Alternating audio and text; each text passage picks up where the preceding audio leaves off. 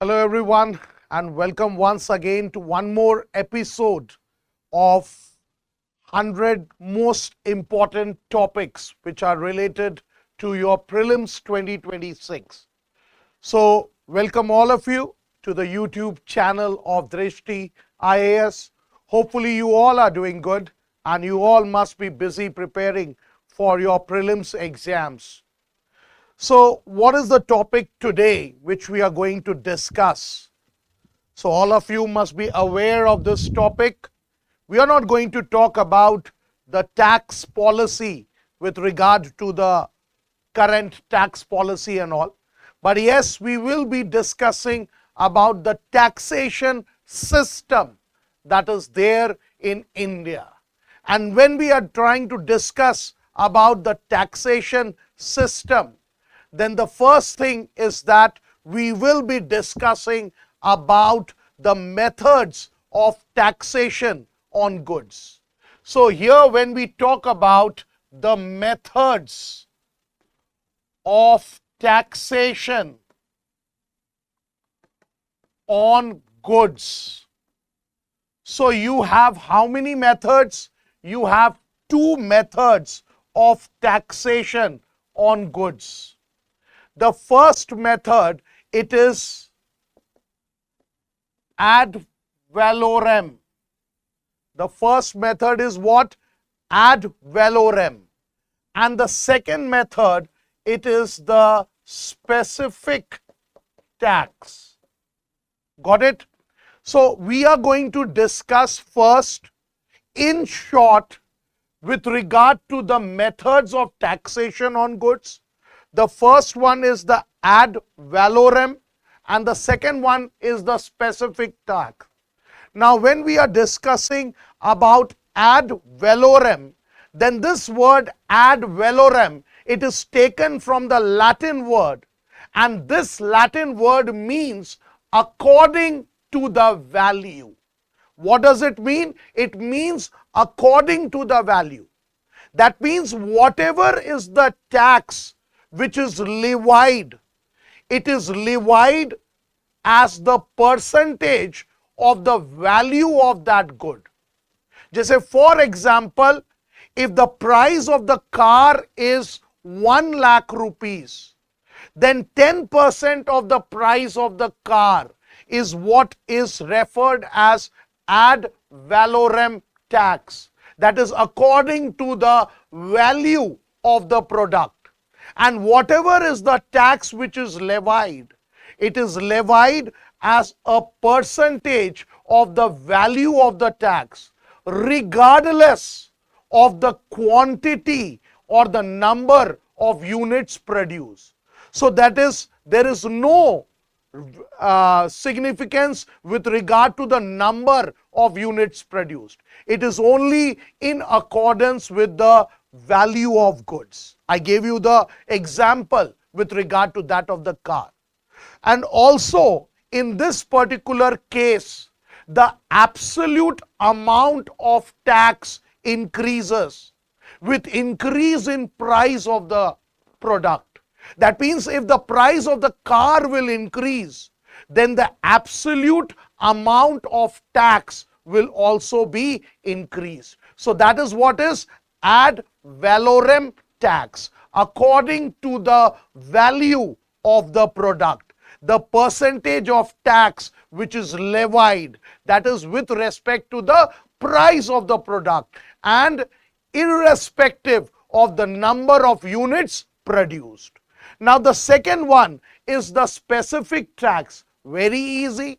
Now this is with regard to the price. Then here, then whatever is the tax which is levied, it is a flat rate per unit of the good produced.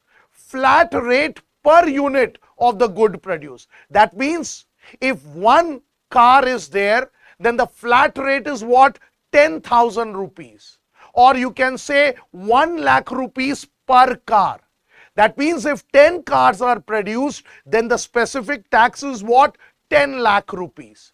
That means in this specific tax, a flat rate per unit of the goods produced, regardless of the value of the product. That means here the price of the product does not matter. What matters is the unit of the goods which is produced, and per unit good a flat rate of tax is applied. And when I say flat rate, it means, for example, for every car 1 lakh rupee is the specific tax. And here I said you that the absolute, you can say I said you what? The absolute amount of the tax increases.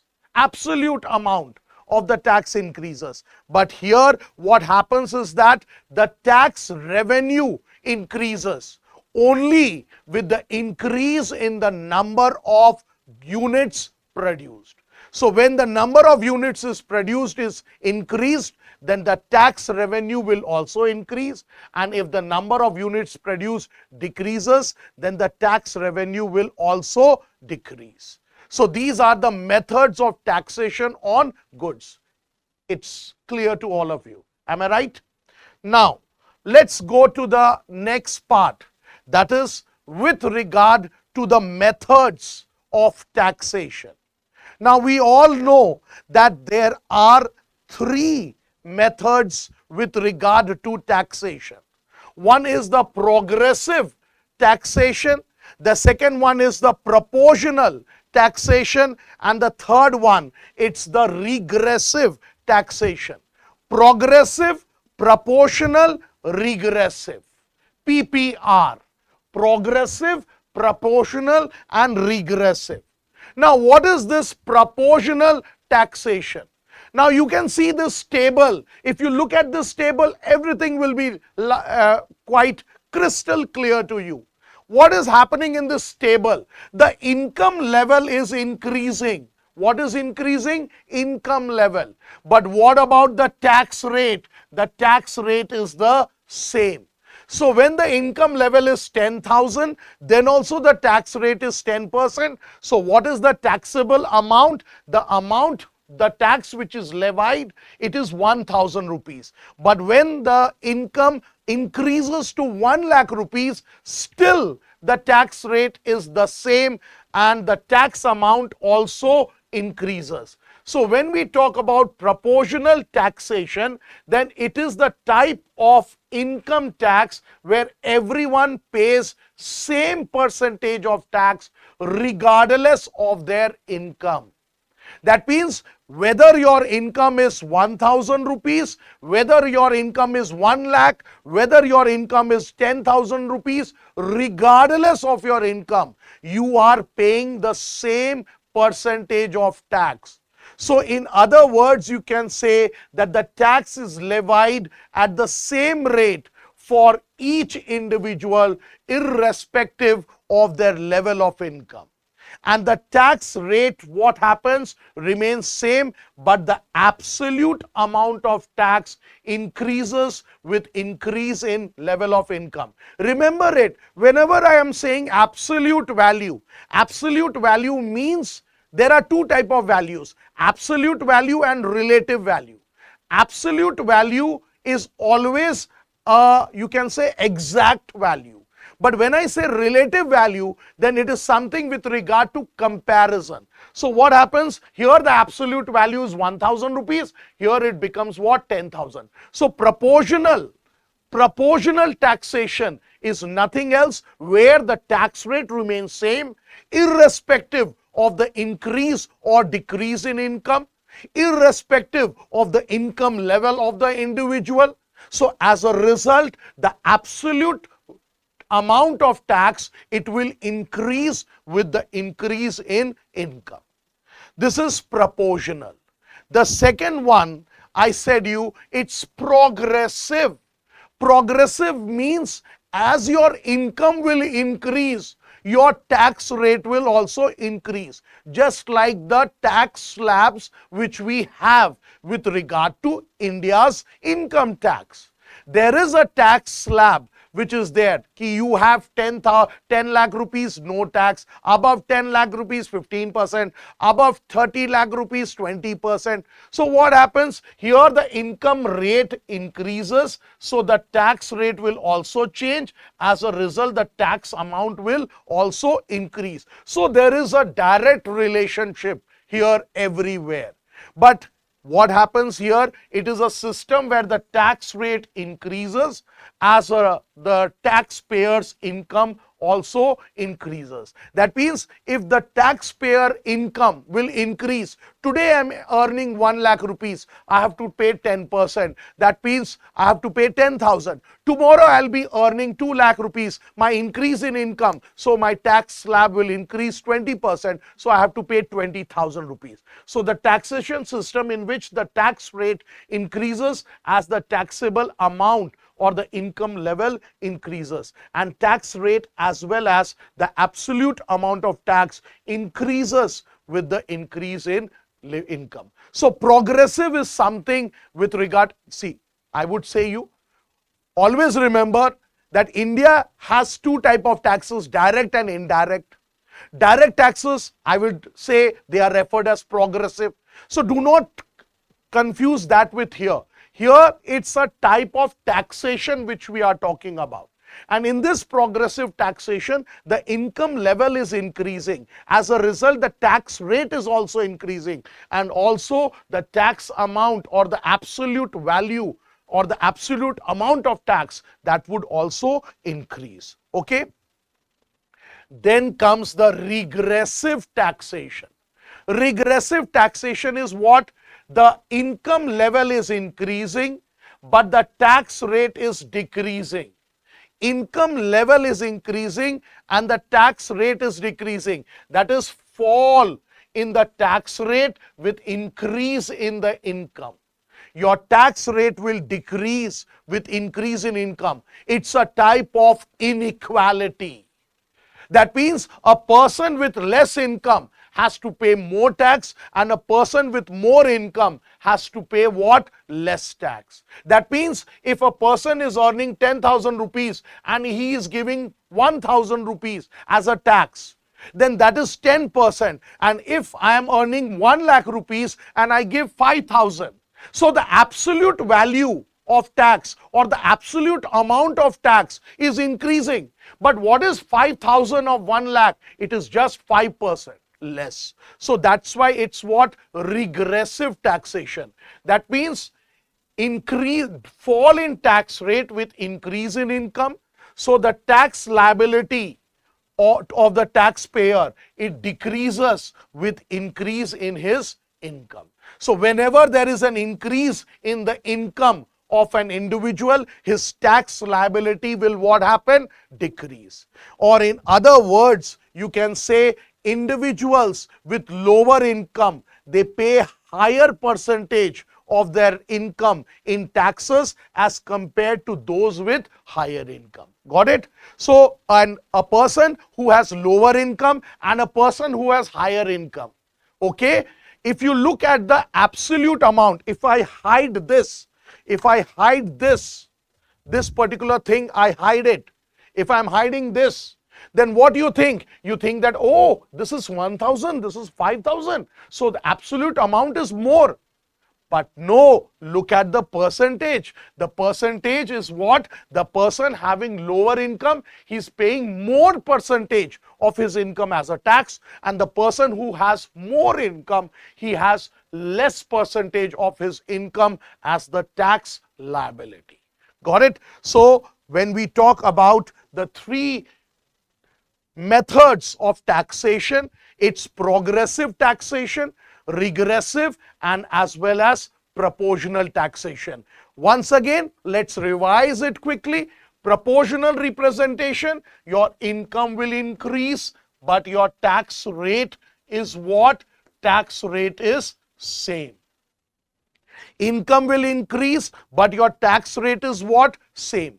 Progressive, what happens? Your income increases, your tax rate also increases, and as a result your tax amount also increases. But in regressive, what happened? Your income increases, your tax percentage or your tax rate, it decreases, and the tax amount, what happened? Increases. This regressive, do not get confused. What happens is that it is a comparison between a lower income group of person and a higher income group of person. Lower income group of person, he is paying more percentage of his income as tax, and a higher income group of person, he is paying less percentage of income as a tax. And in all the three cases, the tax amount is increasing.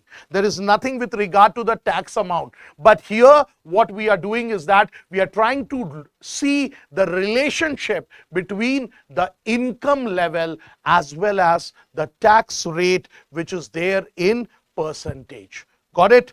Clear, everyone? Then there are some very, very important terms with regard to the tax. The first term, as you can see, it is tax base. What is this tax base? Very simply, I have written here. It refers to the goods, services, and income on which tax is imposed.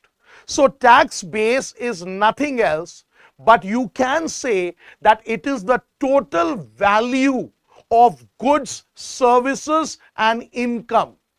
Total value of goods, services, and income that are subject to taxation by the government.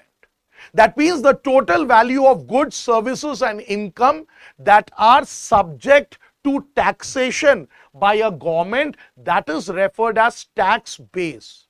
And one more thing you must remember about the tax base. It means that when you are broadening your tax base, it means that wider range of goods, services, and income, they have been made subject to a tax. That means if you are widening your tax base, widening means you are including more of the goods, more of the services, more of the income into that taxable amount.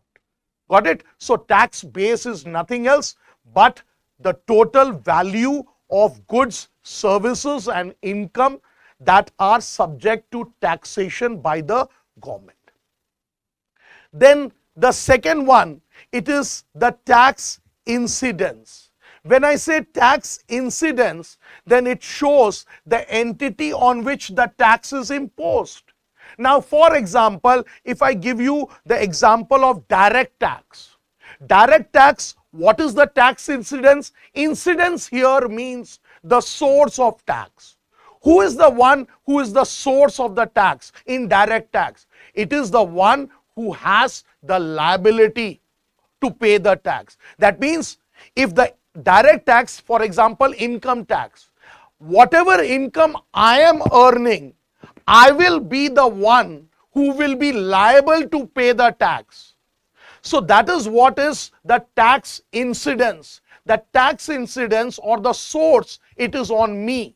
But what about the GST, the goods and service tax?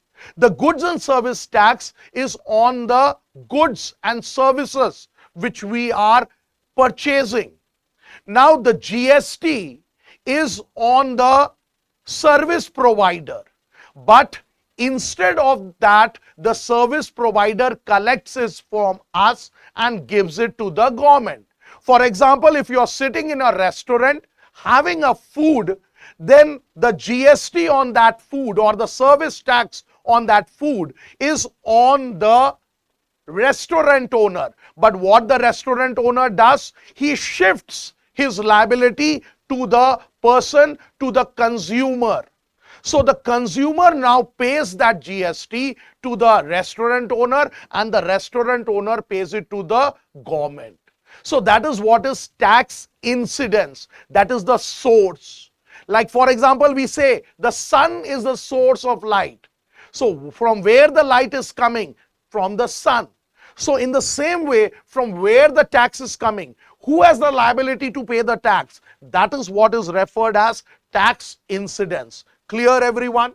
Next comes tax buoyancy. This is a word, buoyancy. Now, when I say tax buoyancy, then it's nothing else but it explains the relationship between the changes in government's tax revenue growth and the changes in GDP. So, whatever is the changes in the government's tax revenue growth to the changes in the GDP, that is what is referred as tax buoyancy. That means if there is an increase in the GDP, whatever increase is there in the GDP minus the increase in the tax revenue of the government, that is what is referred as tax buoyancy. Or you can say in other words, tax buoyancy refers to the responsiveness. Now, when I say responsiveness, responsiveness is something which happens due to a stimuli. For example, if I touch a hot water, then what my hand will do? My hand will go like this. So this is basically a responsiveness of tax revenue. And why there is a responsiveness of tax revenue? Because there is a change in GDP. Now, how much the GDP is changing and by how much the tax revenue is changing, that is what is referred as tax buoyancy. Okay, that means how much will the tax increase, how much will the tax revenue increase or decrease when the economy, it grows or it shrinks without changes in tax rate. Remember here there will be no change in tax rate. The tax rate will be the same. But when the economy grows or when the economy shrinks, what is the change in the tax revenue? Whether it is increasing, whether it is decreasing, that is referred as tax buoyancy. So, to calculate tax buoyancy, you have to know the change in the tax revenue, that is the proportionate change in tax revenue, divided by proportionate change in the GDP. Once again, I am giving you the formula for tax buoyancy. It is the proportionate change in tax revenue by the proportionate change in tax in GDP. Okay. Then we come up with a word, tax elasticity. Now, when I say elasticity, again it is the degree of responsiveness. Like for example, we did elasticity of demand, elasticity of supply. That means when I say elasticity of demand, that means whenever there is 1 unit change in price, how much will the demand change? Like for example, if I pinch a person, then the shout or the scream which the person does shows what was the magnitude of that pinch. In the same way, the earth's magnitude or the earthquake's magnitude tells us that how much will be the destruction. If the Richter scale magnitude it's less than 5, then the destruction will be less, or if it is more than 8, then the destruction will be what? That. So that is what is tax elasticity. Okay, so elasticity word means what? It is the degree of responsiveness due to change. That whenever there is a change, how much degree will the other change? That is what is tax elasticity. So tax elasticity is nothing else but whenever there is a change in the tax rate, how much will the tax revenue change? That is what is tax elasticity. But in tax buoyancy, the tax rate was not changing. What was changing was the GDP. And as a result, what changed? The tax revenue changed. But here, the tax rate is changing. As a result, the tax revenue changes. So, it is nothing else but the percentage change in tax revenue to the change in tax rate. So, that is what is referred as tax elasticity. That means whenever the tax rate is increased or decreased, what will be the change in the tax revenue? That is what is tax elasticity. Or tax elasticity, it is nothing else but it is the proportionate change in adjusted tax revenue. Proportionate change in adjusted tax revenue divided by proportionate change in GDP. And remember it, tax buoyancy जो है, it brings a change in total revenue. Tax revenue, sorry. It brings a change in what? Tax revenue. And whereas tax elasticity जो है, it is only for an automatic increase in what? Tax revenue. So that is what is with regard to the tax elasticity. Now here there is the tax evasion. Evasion means when people do not pay taxes in a very simple manner. That means why they are not paying taxes? Because from inside they are not willing to pay the tax. That means they are doing something illegal. So that's why illegal evasion of taxes by individuals and corporations by misinterpreting their financial state of affairs, that is referred as tax evasion. That means when I'm hiding my income, when I'm hiding everything, then what happened? I'm illegally evading taxes. Evading means I'm not willing to pay the tax. Then the word comes tax havens. Tax havens is what? It is the jurisdiction that offers foreign individuals little or no tax liability in politically and economically stable environment. That means this is something which is with regard to the foreign individuals. And the foreign individuals, what happens is that they are with regard to what? It is the jurisdiction that offers foreign individuals. That means the foreign individuals, they are offered with what? Little or no tax liability. Either a little tax liability or completely zero tax liability. And that too in a condition in which there is a political and economic stable environment. So these were the certain terms with regard to, you can say, taxation. Yes, I would also suggest one or two terms. That is, there are two mechanisms. Now, when I say about this taxation, then this tax revenue, remember it, this tax revenue, it can change through two mechanisms. Tax revenue, it can change through two main mechanisms. One is the automatic change and the other one is the adjusted tax revenue, or sorry, the discretionary change. So there are two changes. What are those two? One is the automatic change and the other one is the discretionary change. Okay? Automatic change and discretionary change. Now, what is this automatic change? When I say automatic change, then it's nothing else but it occurs without any specific legislative action. That means there is no legislative action, but there has been a change. Let me give you a very simple example. That means the tax revenue, it may increase, it may decrease, but it is not due to any legislative action, but it is due to economic activities or due to inflation like situation or deflation like situation. So here what happens in automatic change? Here, change that happens without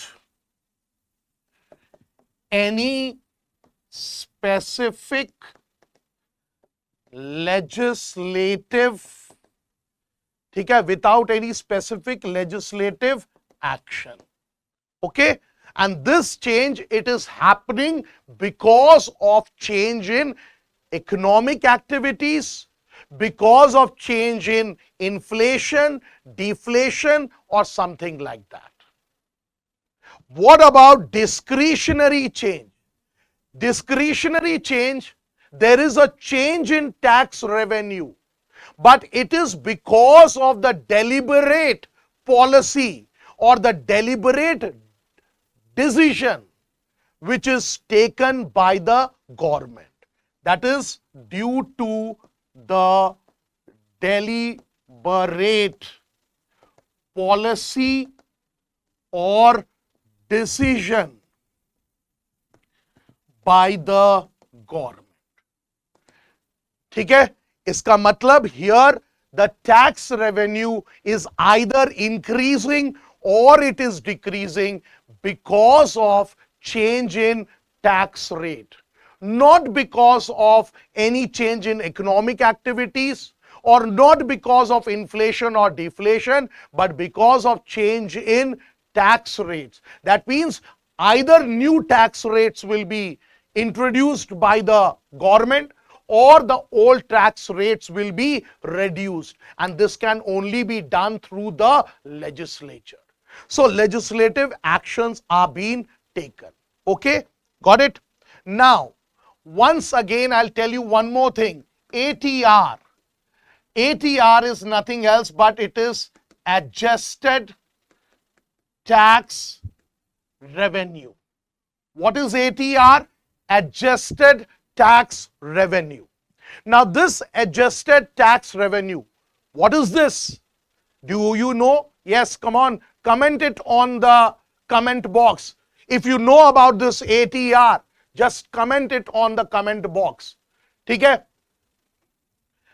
Now, what is this ATR? ATR is nothing else but it refers to the tax revenue calculated after setting aside the change in tax revenue due to discretionary changes. That means you have kept aside the tax revenue which was due to discretionary changes. And what you are trailing? You are calculating the tax revenue. That means you can say कि it refers to the tax revenue calculated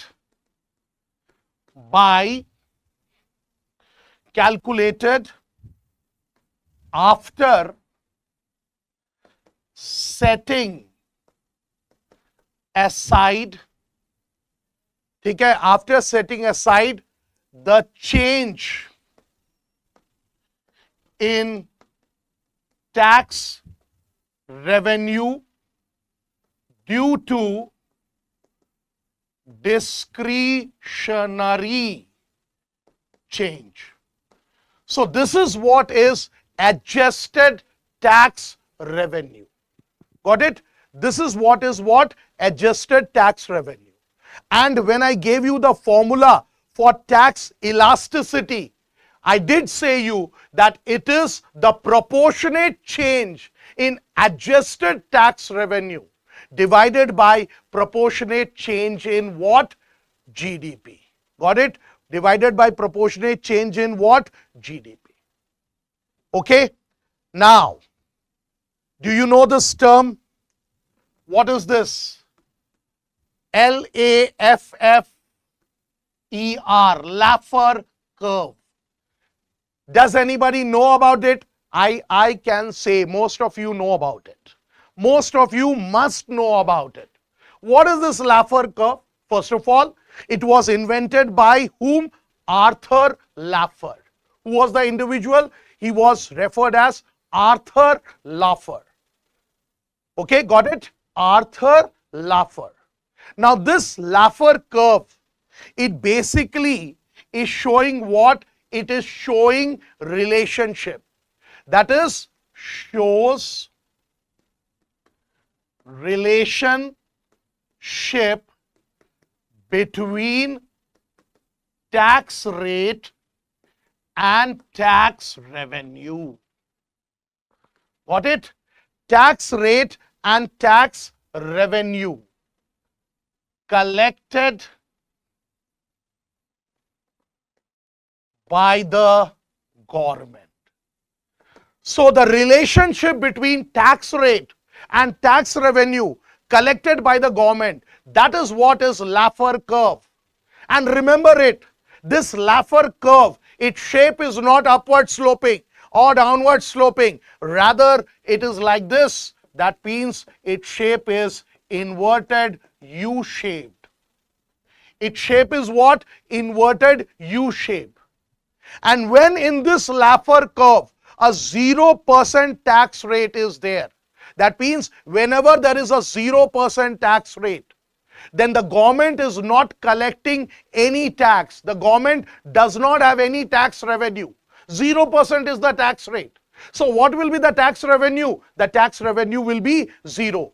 So they can ask you in your prelims, where will be the point on the Laffer curve when the government does not have any tax revenue?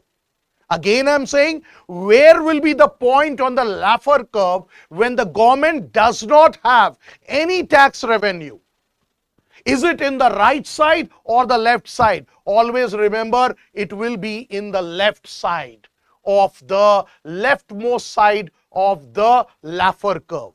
And after that, it's showing an increasing trend. That means when the tax rate increases, then the tax revenue will also increase. But this is the point which is called as optimum tax revenue. This is the point which is called as optimum tax revenue. That means the government, it is earning maximum tax out here at the given tax rate. But after that, when the government increases the tax, then instead of the tax revenue increasing, the tax revenue will decrease. Why? Because the people, the public or the firms, they don't feel like this is the tax rate on which they can pay the things. So what happens is that, so the overall we can say that the inverted U-shaped Laffer curve, and it shows the relationship between tax rate and the tax revenue collected. Okay, got it? Clear? Very good. Now, after this, I would say one more thing. All of you must be thinking, ki, sir, what about the direct and the indirect taxes? You're not telling anything about that. We all know two type of taxes are there. One is the direct tax. The other one is the indirect tax. Everyone knows about it. Now, when I say the direct tax and indirect tax, what is the difference between the direct tax and the indirect tax? Then very simple difference is the tax incidence. One's very simple difference is what? It is the tax incidence. Now, when I say direct tax, then direct taxes, they are those taxes where the liability and the incidence, it lies on the same person. That is the liability. Liability means the burden to pay the tax. And the incidence, that is the source of the tax, it lies on the same person. That is what is direct tax. And when I talk about the direct taxes, then these direct taxes, they are administered by CBDT. What is this CBDT? This CBDT is nothing else but Central Board of Direct Taxes. Remember it. This can come in your exam. Who administers the direct taxes? It is the Central Board of Direct Taxes.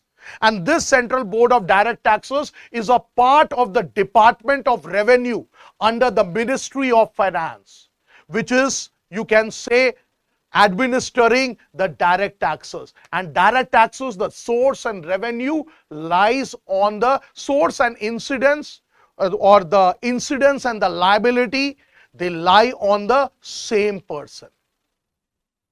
Okay. Now, what are the many types of direct taxes. One is the income tax, all of you know about that. Then the corporate tax, which the firms pay, the corporate houses pay.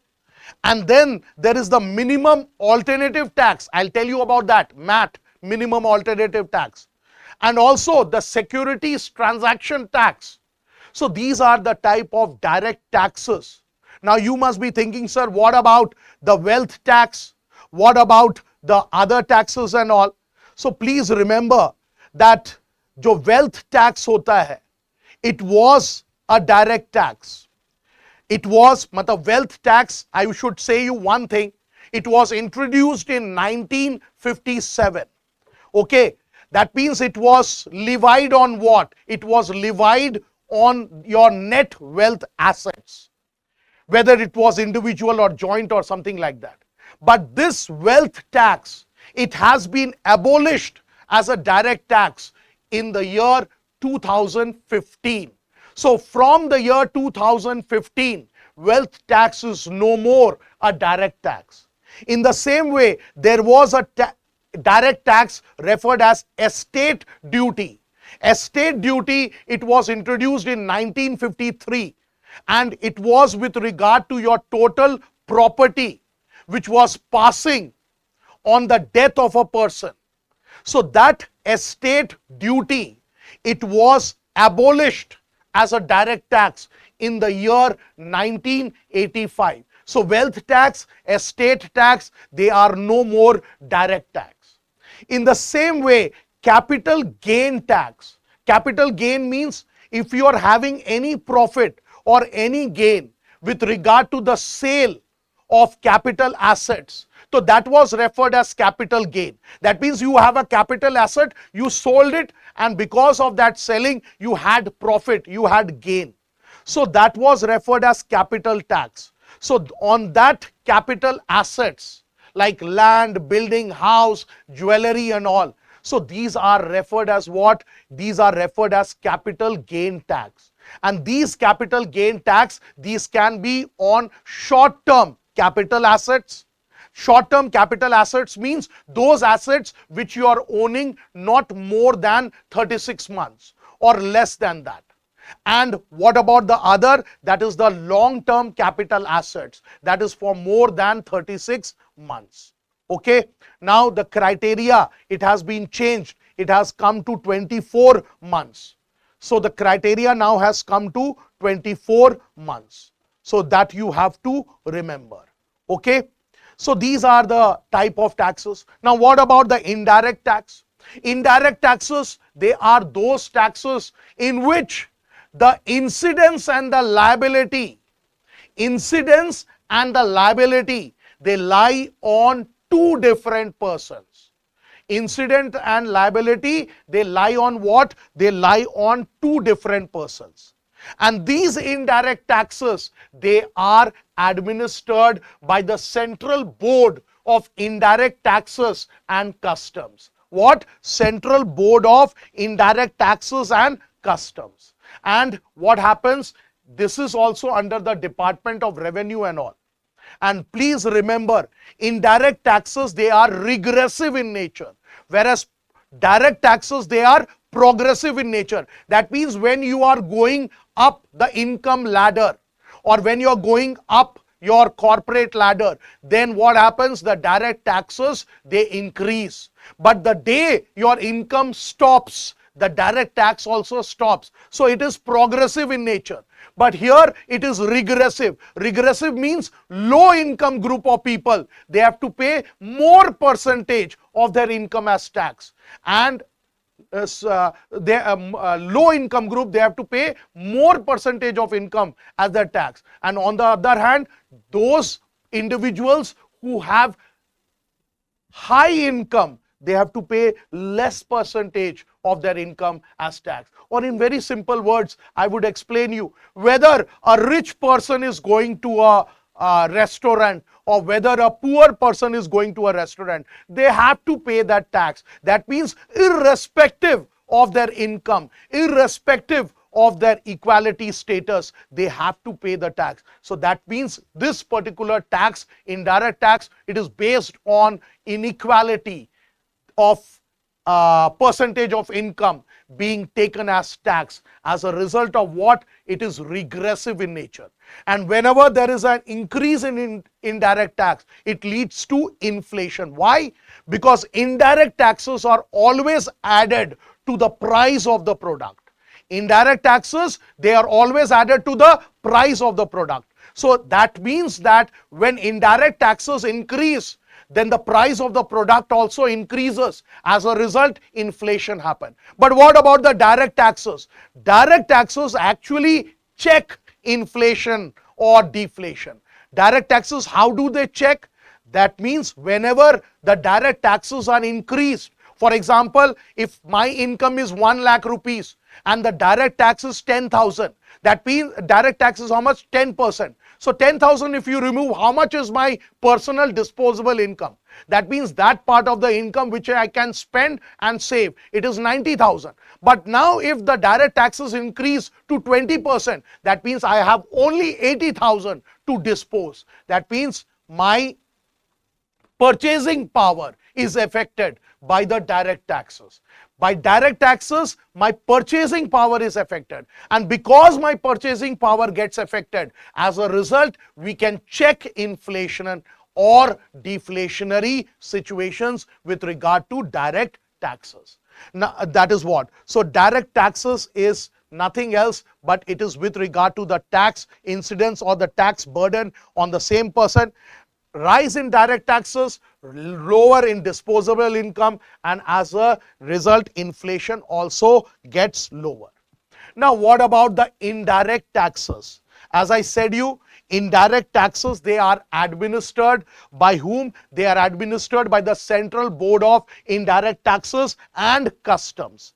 Now, when I talk about the indirect taxes, everybody talks about GST, GST, GST. We know a lot about GST. I'm not going to discuss anything about GST. But what about the other type of indirect taxes which are prevalent nowadays? One is the custom duty. We all know this custom duty. It is levied on the export and import of goods. It is levied on what? On the export and import of goods. Okay? So that is what is the, you can say, custom duty. Okay? And then we talk about the excise duty. This excise duty, it is nothing else but it is levied on the production of goods.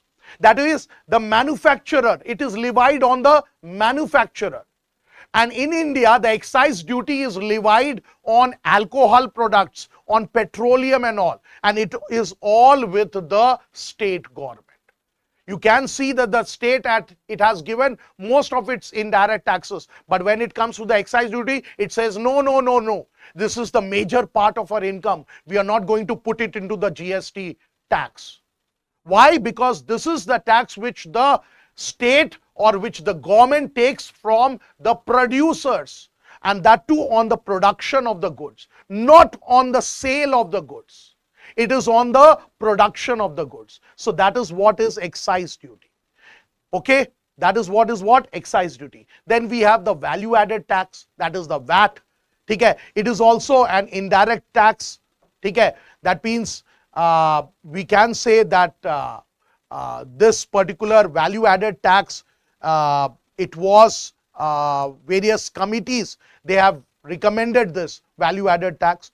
But you can say that the Indirect Taxation Inquiry Committee, they have always argued for this value added tax.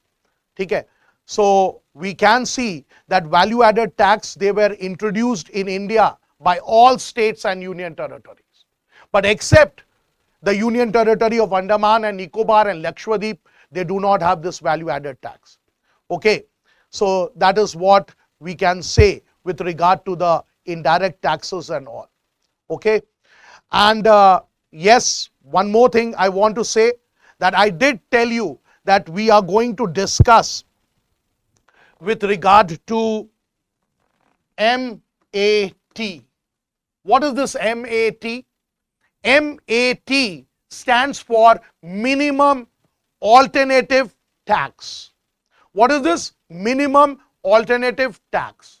And minimum alternative tax, it refers to the tax imposed on zero tax companies. Remember it? It's what? Tax imposed on zero tax companies.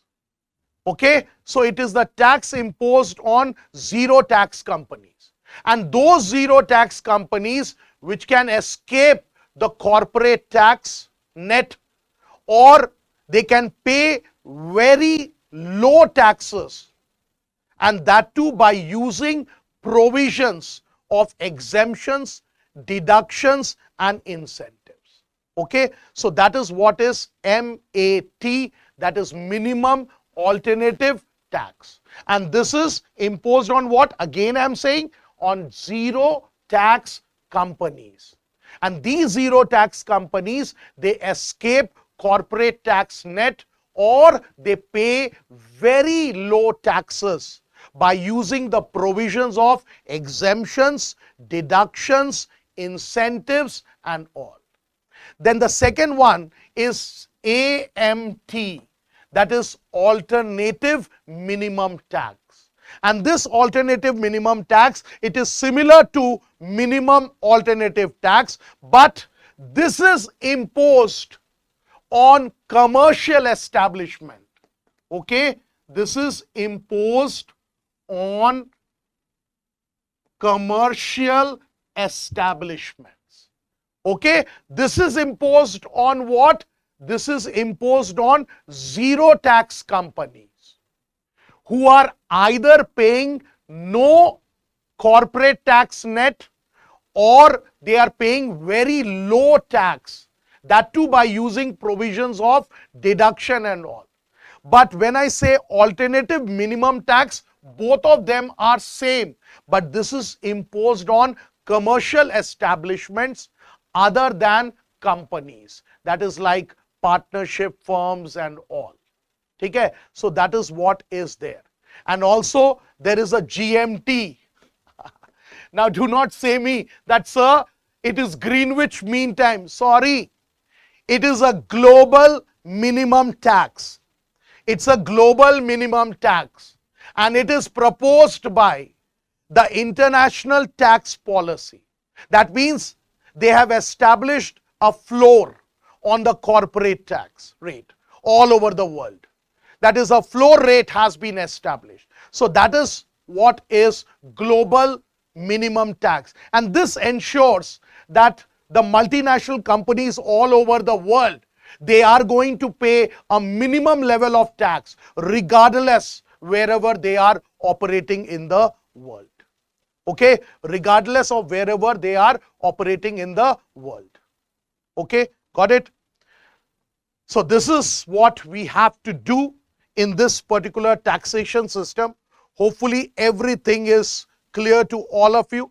And please, if you like this video, if you are if you are enjoying the sessions with me, then please give your valuable comments in that comment box, and please do share it to all those who are appearing for the Prelims 2026.